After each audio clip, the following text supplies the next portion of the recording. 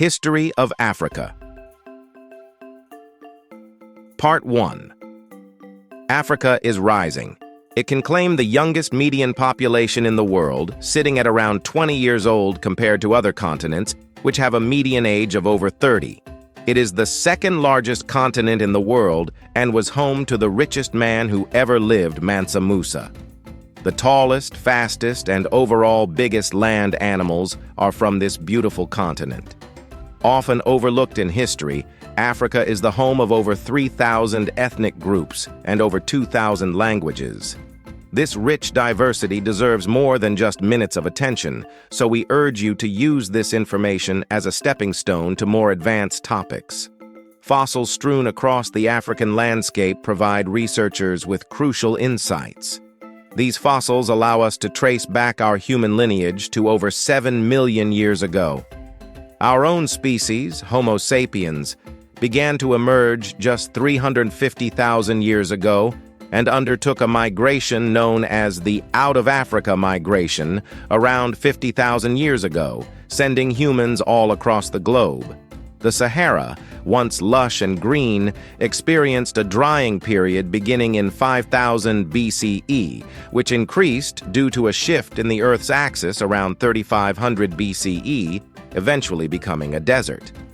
This transformation caused early humans to leave the Sahara and move to the Nile Valley. Before agriculture, hunter-gatherers began to domesticate cattle, donkeys, and goats. The region would eventually become Egypt, one of the few areas in the world to have independently developed a writing system. With their first pharaoh taking power around 3100 BCE, Egypt would become one of the longest-lasting civilizations. They fell to the Achaemenid Empire under the Persians, but soon, in 322 BCE, Alexander the Great, greeted as a liberator, conquered not only Egypt, but the entire Persian Empire. Egypt continued under the Greek Ptolemaic dynasty following Alexander's death. During this time, another North African power came to prominence, the Carthaginians. Based in Carthage, founded by settlers from Phoenicia, who came to be known as Punics. These Mediterranean sea traders rivaled Rome, leading to their ultimate demise when Rome utterly destroyed the North African civilization. Later, under the Roman Empire, the region was named the province of Africa Proconsularis. Septimius Severus, who was half Punic, became the first Roman emperor of African descent. The 1st century CE was marked by the spread of Christianity in Africa, particularly in regions closest to Judea, like Egypt, Nubia, and the Aksumite Empire. In the 600s, Islam swept through North Africa. The Berbers living west of Egypt converted to the new faith, which began to spread southwards through trade routes. In West Africa, the Mandi-speaking peoples are believed to have independently discovered agriculture and created numerous urban centers like Dar Tichit and Walata. A bit to the east, Gene was settled around 300 BCE and grew to be one of the most important urban centers in sub-Saharan Africa. Around present-day Nigeria in 1500 BCE, the Nok culture thrived, creating impressive terracotta figures of humans and other animals. Africa didn't experience a period equivalent to Europe's Middle Ages, but the period from the 800s to 1700s was one of relative stability. To the south, the Bushmen, or San peoples, lived decentralized hunter-gatherer lifestyles. In Central Africa, Bantu speakers expanded throughout southern and eastern Africa. Some of these Bantu speakers, the Swahilis, established trading towns on the eastern coast. West Africa, particularly the Sahel, is where Africa's most prominent kingdoms and empires took hold, amassing their wealth through trading routes across the Sahara. Apart from the older Ghana Empire and Kanem-Bornu Empire, the Mali Empire became the most famous through the wealth accumulated by Mansa Musa. After the empire fragmented, Sunni Ali took control of the territory and trading routes in the 1400s, founding the Songhai Empire, the largest in Africa.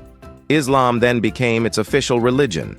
In North Africa, tribal confederacies from Arabia migrated westwards into the lands of the Berbers, causing a cultural mix, with the Berbers becoming Arabized.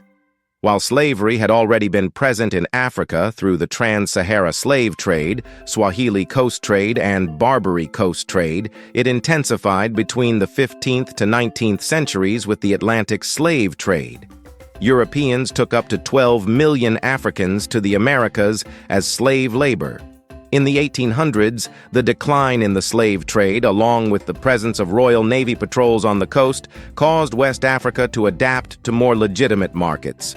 The Ashanti Empire and Kingdom of Dahomey, which played large parts in the slave trade, focused on timber, gold, palm oil, and cocoa. Anti-slavery treaties were also signed with numerous other leaders in Africa. During the new imperialism period in the late 1800s, after the Berlin Conference of 1884, Africa was divided up between European nations in the scramble for Africa. In the mid to late 1800s, Europeans controlled only 10% of African territory, but by 1914 they had a staggering 90% under their control. Only Liberia and arguably Ethiopia were spared colonization. After World War II, a wave of decolonization occurred, and native Africans took back their land through mass independence movements. Ghana was the first sub-Saharan country to achieve this in 1957. Portugal's presence in Africa, dating back to the 1500s, finally ended over 400 years later. In South Africa, however, independence wasn't granted to the native majority, but to the Dutch minority, who ruled under an apartheid system until 1994. Due to the arbitrary boundaries Europeans divided Africa into, the continent's modern history has been hampered by instability. The European military was a constant and stabilizing force, albeit oppressive. This same form of government was seen as the most effective, leading to military dictatorships dominating Africa during the latter half of the 20th century. This period saw an unlucky 13 presidential assassinations. In 1994, perhaps remnants of the European favoritism of the Tutsis, the Rwandan genocide occurred, resulting in an estimated 1.1 million deaths. Another tragic event, the Second Congo War, beginning in 1998, was estimated to have directly killed 350,000 and a staggering 5.4 million indirectly. The 21st century, though, sees Africa emerging with a new destiny. Ravaged by centuries of colonialism, exploitation, and political corruption, new economic investments are giving the continent new hope. These investments, notably by China, are seen as preferable to the violent, hard imperialism of the past, even if they can be considered neo-colonialism. However, what currently threatens Africa the most is climate change, and it will take a global effort to change course, a course we have no choice but to take. The story of Africa is one of great sadness, but also great triumph. It is one of the most beautiful continents on Earth, home to numerous species, including our own. We are still making discoveries in our homeland to piece together our untold past.